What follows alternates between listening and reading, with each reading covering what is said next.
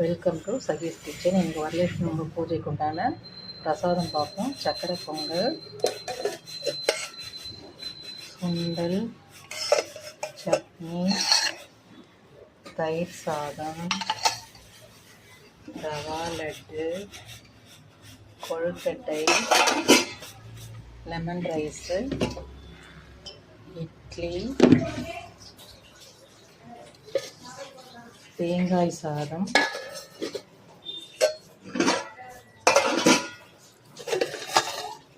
புளியோதரை,